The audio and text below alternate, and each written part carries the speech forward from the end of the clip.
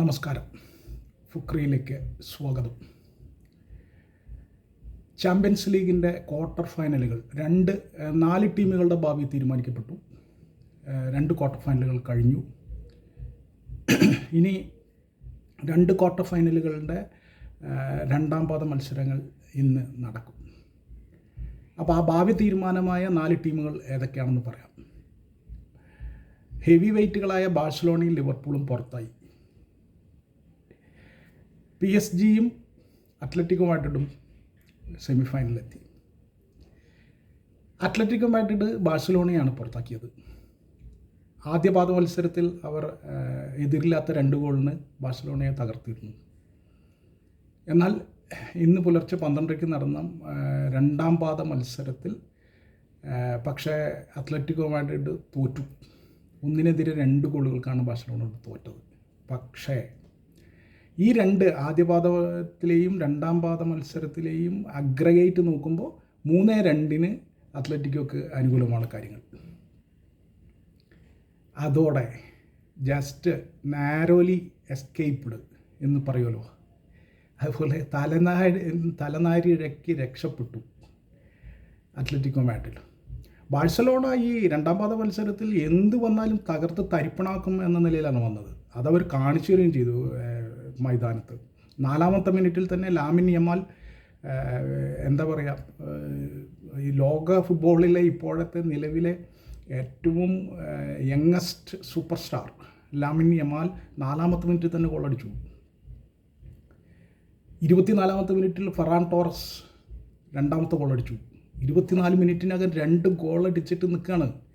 പിന്നെയും കളി 66-70 മിനിറ്റ് ബാക്കിയുണ്ട്.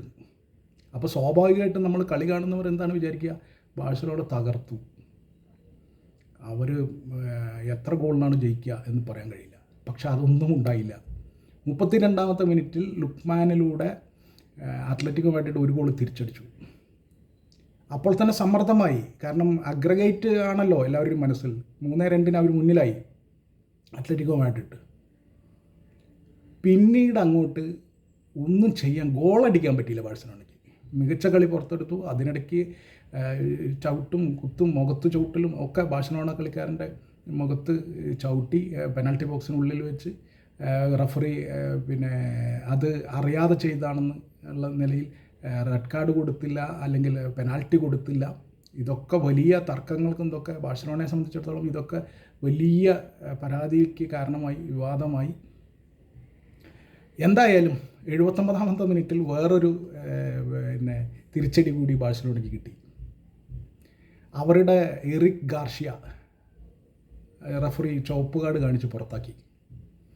അതോടുകൂടി 80 മിനിറ്റ് മുതൽ 10 പേരെ വെച്ചിട്ടാണ് കളിച്ചത്. 10 പേരെ വെച്ചിട്ട്. എന്നിട്ടും ബാഴ്സലോണ പഠിച്ച പണി 18 നോക്കി. എങ്ങനെയെങ്കിലും 1 ഗോൾ കൂടി അടിച്ചാൽ പിന്നെ സമനില, പിന്നെ പെനാൽറ്റി ഷൂട്ടൗട്ടിലേക്കൊക്കെ നീങ്ങും കളി. പക്ഷേ നടന്നില്ല എന്ന് പറഞ്ഞാൽ ഒരു തരത്തിലും അത്ലറ്റിക്കോ മാഡ്രിഡ് അതിന് സമ്മതിച്ചില്ല. ഫലം ബാഴ്സലോണ പുറത്ത്.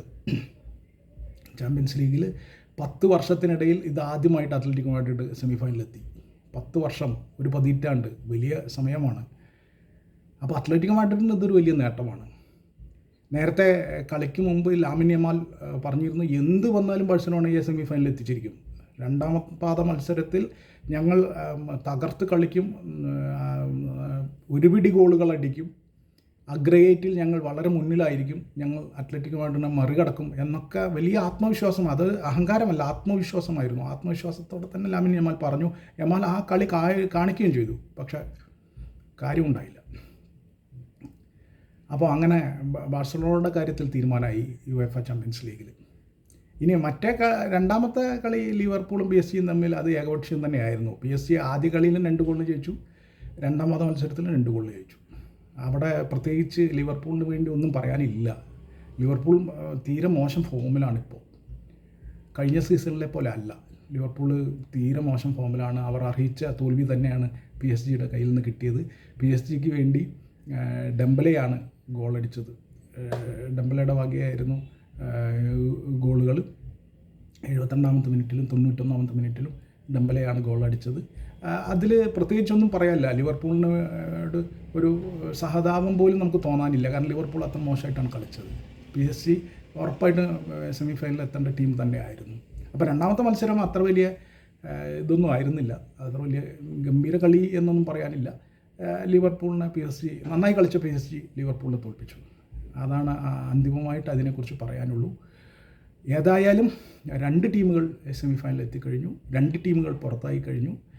ഇനി 2 ടീമുകൾ സെമി ഫൈനലിൽ കടക്കും, 2 ടീമുകൾ പുറത്താകും. അത് നാളെ പുലർച്ചെ 12:30 നടക്കുന്ന കളികളിൽ തീരുമാനമാകും. അതോടുകൂടി ഏതാണ്ടൊരു ഇനിയിപ്പോൾ 15-16 മണിക്കൂറിൻ്റെ കാത്തിരിപ്പേ വേണ്ടു. നാളെ പുലർച്ചെ എന്തായാലും എല്ലാം അറിയാം.